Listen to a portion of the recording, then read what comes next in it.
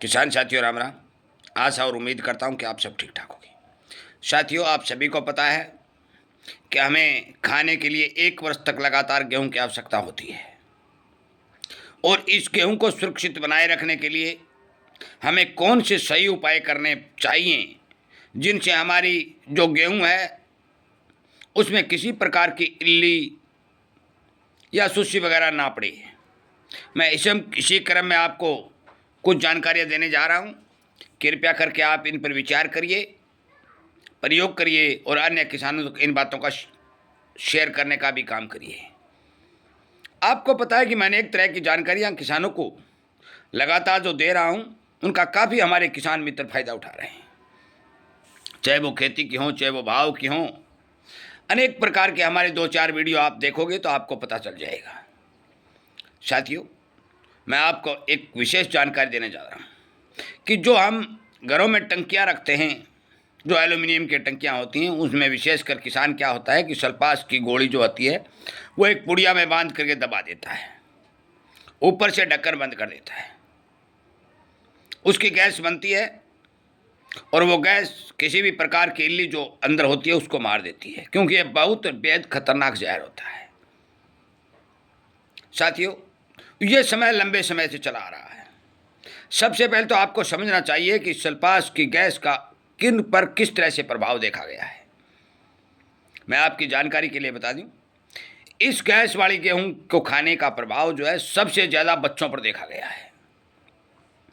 जो हमारे किसान भाई गेहूं की को सुरक्षित रखने के लिए सल्फास गोली का इस्तेमाल करते हैं और जो बच्चे उस गेहूं का ग्रहण करते हैं तो उनके ऊपर इसका साइड इफेक्ट होता है और हमें भारी नुकसान होता है। बड़ा मनुष्य क्योंकि धीरे धीरे वो जहर के प्रति आदी हो जाता है, उस पर प्रभाव कम पड़ता है, परंतु बच्चों के ऊपर इसका प्रभाव बेहद खतरनाक होता है। इसलिए सबसे पहले मैं आपको बता देना चाहता हूं कि इस गोली से बचना चाहिए। भंडारण करने का जो तरीका मैं बता रहा हूं, आप सबसे पहले गेहूं को भारी मात्रा में सुखाइए।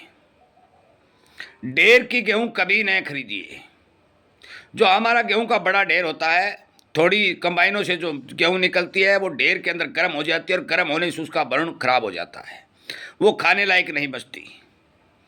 जो ही आप गेहूं निकालें, जो घर में खाने वाली गेहूं होती है उसका थोड़ा छोटा सा ढेर अलग से करें, उसको गर्म नहीं होने दें। और या तो थ्रेशर से जो गेहूं निकाली गई है तो वो सूखी है, फिर भी उसमें मोचर होता है, उसको भी सुखाने का काम करिए, या फिर कंबाइन से यदि निकाली गई उसको भी सुखाने का काम करिए। बड़ा ढेर मत बनाइए। छोटे ढेर को सुखा करके सबसे पहले ठंडा करने का काम करिए।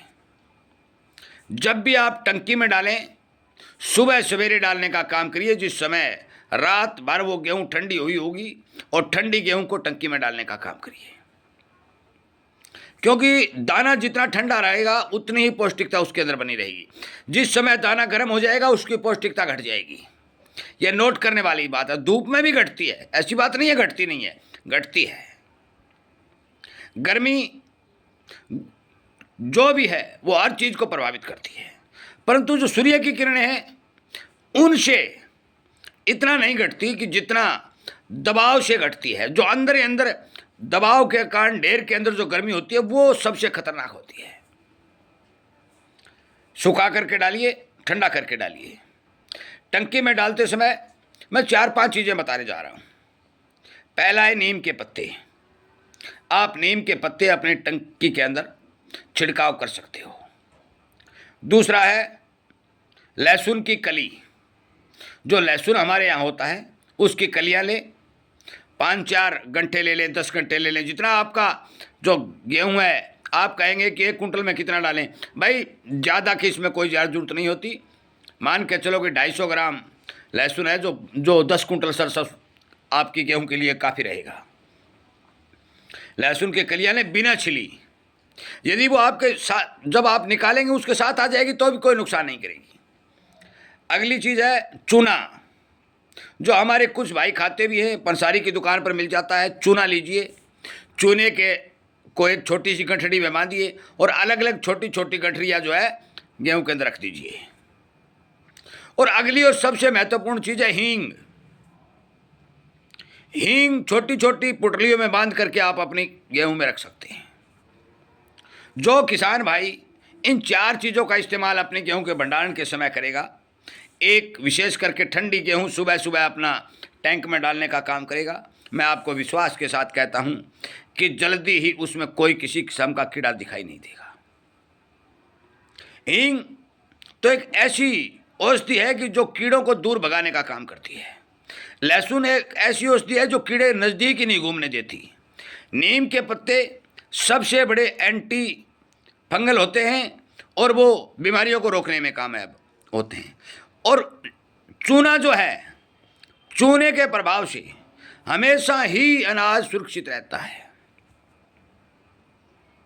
मैं आपकी जानकारी के लिए बता दूं, ये वीडियो ज़्यादा से ज़्यादा किसानों तक शेयर करें ताकि उन किसानों को इन सल्फास की गोली और जहर से बचाया जा सके। मैं इसी तरह से कई सालों से लगातार करता आ रहा हूँ, काफ़ी किसान भी करते आ रहे हैं। आप अपने अनाज को सुरक्षित रख सकते हैं। एक विशेष बात और ध्यान रखने वाली बात है, जहाँ भी आप अनाज का भंडारण करें, टैंक को खड़ा करें या रखें, वहाँ हवा जरूर आनी जानी चाहिए। हवा का आगमन जहाँ अनाज होगा वहाँ बहुत ज़रूरी है। यदि हवा जाती और आती रहेगी, तापमान मेंटेन रहेगा, इन चारों चीज़ों का आप इस्तेमाल ठीक से करेंगे तो आपका अनाज 100% सुरक्षित रहेगा और आपके खाने में भी फायदेमंद रहेगा। नीम के पत्ते यदि आपके पेट में जाते हैं तो कोई नुकसान नहीं करेगा। चूना यदि पेट में जाएगा तो कोई नुकसान नहीं करेगा।